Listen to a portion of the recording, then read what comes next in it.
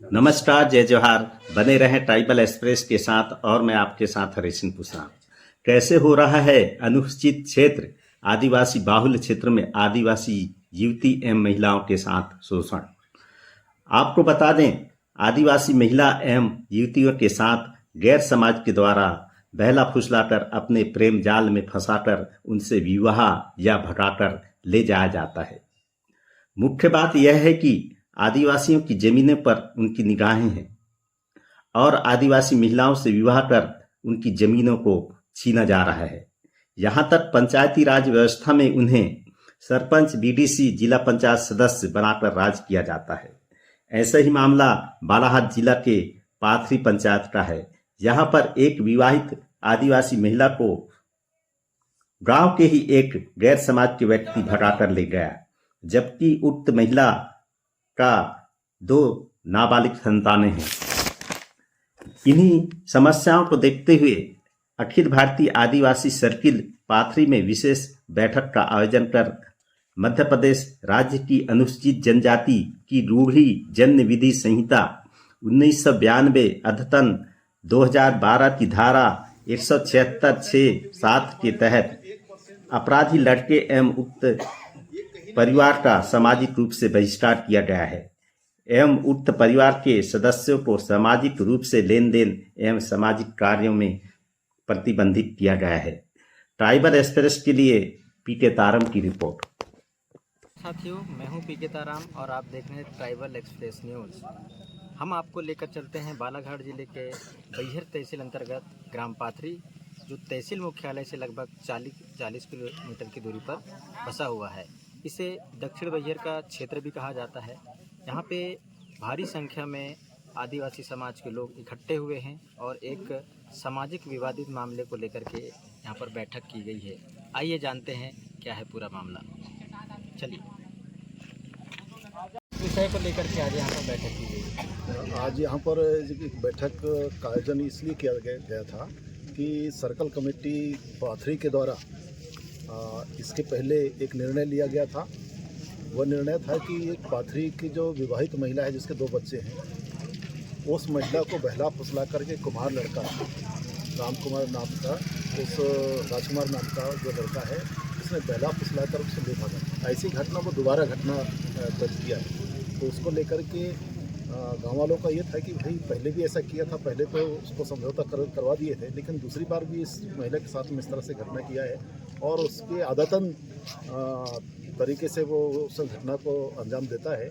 तो इसलिए वो आहत होकर के समाज ने एक निर्णय लिया कि ऐसे अगर हमारे समाज के महिलाओं के साथ में अगर वो करता है तो उसके परिवार को हम लोग जो है तो समाज से बहिष्कृत कर दे, अलग कर दे समाज से, गांव समाज से। तो पूरा गांव समाज जो है सर्किल कमेटी पाथरी वो उसको जो गांव समाज से अलग कर दिया और उसने शर्त ये रखा कि जब तक कि वो उस महिला को वापस नहीं करता तब तक कि उस परिवार को हम अलग रखें, किसी प्रकार से लेन देन नहीं करें। लेकिन उसको लेकर के उस पीड़ित परिवार जो है, उस व्यक्ति का जो परिवार है, वो जो पुलिस थाना जा कर के और बड़े लोगों के पास में जा कर के अपना वो मांग रहे थे कि जिसने कृत्य किया है उसको सज़ा मिलनी चाहिए, हमको सज़ा दिया जा रहा है।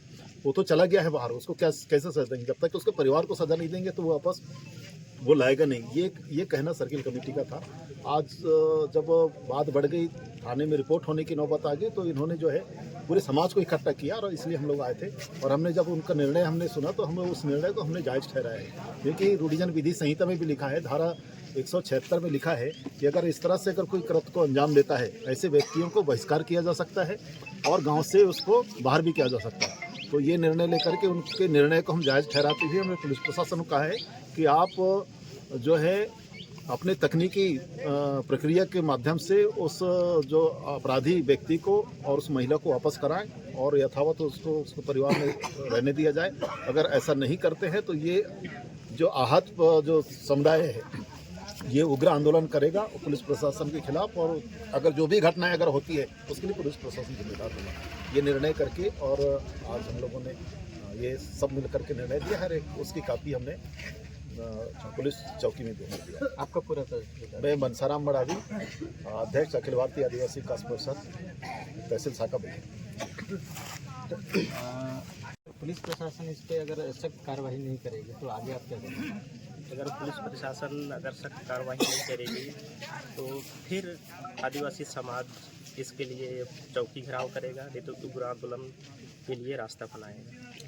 ये जो घटनाएं हैं ये कोई पहली बार नहीं हो रही है, ये समाज में लगातार देखने को मिल रहा है। तो आप अपने समाज को क्या संदेश देना चाहेंगे कि इसको रोकने के लिए क्या उपाय करें? अब ये घटना तो पहली है ही नहीं, फिर ये जो राजकुमार सकरिया है 15 साल पहले और कर चुका था। वो लड़की को लेके जाता है, 5 साल बाहर रखता है, उसके बाद लड़की को भिजा देता है। लड़की को भिजाने के बाद 2 साल बाद फिर वो गाँव में आता है। तो गांव वाले चलो भाई गांव का मामला लेके इस चीज़ को इतना सीरियस ना लेते हुए इससे गांव में ही इसको समाप्त कर देते हैं। फिर इस बार इसने ऐसे हरकत किया है कि 3 बार हो गया राजकुमार सकरिया ने, तो इसको बख्शा नहीं जाएगा।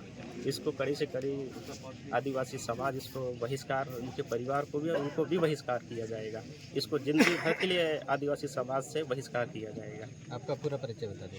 आदिवासी विकास परिषद पाथरी, लखन सिंह दुर्गा। आपका परिचय बताएंगे? थोड़ा जोर से बोलो। मैं दौलत दुर्गे में पास रहने वाले हूँ। आपकी पत्नी का क्या नाम था जो चली गई? छोटी अच्छा, क्या कहना चाहेंगे इस मामले में? मैं कमाने के लिए गया था। हाँ हाँ। मैं बाहर था तो मेरे को बाहर से घर से मेरा ससुर फ़ोन लगा के बोला कि उसके साथ चले गए हैं गैर समाज के साथ। तो मैं आ रहा हूँ, सेठ से छुट्टी मंगाया, गाड़ी से बैठा, फिर आने के बाद चली गई थी और बच्चे को जहाँ तहाँ छोड़ के चले गई थी। अच्छा। तो मैं बच्चे के पीछे गया जी। तो बच्चे मेरे साड़ू के यहाँ थे, तो इनके शरीर में पूरा फोड़ा फुंसी हो गया था। तो मैं ला के इलाज कराया, इनको ले आया, फिर मेरे काका के यहाँ रखा इनको, तो अभी ठीक हैं। अच्छा, समाज से और शासन प्रशासन से आपके क्या मांग है? मेरा यही मांग है कि मेरे को जल्द से जल्द इंसाफ चाहिए और मेरे दोनों बच्चे का वो है। कितने बच्चे हैं आपके? मेरे 2 बच्चे हैं। अच्छा, क्या क्या नाम है बेटा? प्रेग्नेंट और आपका नाम? पूरब पूरब दुर्गे। ठीक है, तो आगे आप सूचना रिपोर्ट दिए हम, तो उसमें कुछ कार्रवाई सुनाई नहीं आई। तो फिर समाज से फिर सलाह लेके फिर बोले कि आगे और कार्रवाई करेंगे, ऐसा करके बोले। ठीक है।